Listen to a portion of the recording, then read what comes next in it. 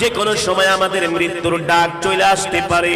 এ কারণে মৃত্যুর জন্য আমাদেরকে তৈয়ার হতে হবে, মৃত্যুর জন্য আমাদেরকে প্রস্তুতি নিতে হবে। আমরা কিভাবে মৃত্যুর জন্য তৈয়ার হব, কিভাবে মৃত্যুর জন্য প্রস্তুতি নিব? এমন একটা লম্বা পথ যেখানে আমরা কোনো রাস্তাঘাট চিনি না, যেখানে কোনোদিন আমরা কোনোদিন যাইও নাই, ওই শহর সম্বন্ধে আমাদের কোনো ধারণাও নাই, ওই জায়গা সম্বন্ধে আমাদের কোনো ধারণাও নাই। ওই কবর এমন এক ঘর যেখানে নাই কোনো বাতি, যেখানে নাই কোনো সাথী। এই কারণেই তো আল্লাহর নবীর সাহাবী আমিরুল মুমিনিন খলিফাতুল মুসলিমিন হযরত ওমর ফারুক রাদিয়াল্লাহু তাআলা আনহু যখন রাস্তা দিয়ে হেঁটে যেতেন, কোন মানুষ যদি কবর খনন করত, হযরত ওমর ওই কবরের মধ্যে যায় শুয়ে পড়তেন আর আর্তনাদ করতেন, বিলাল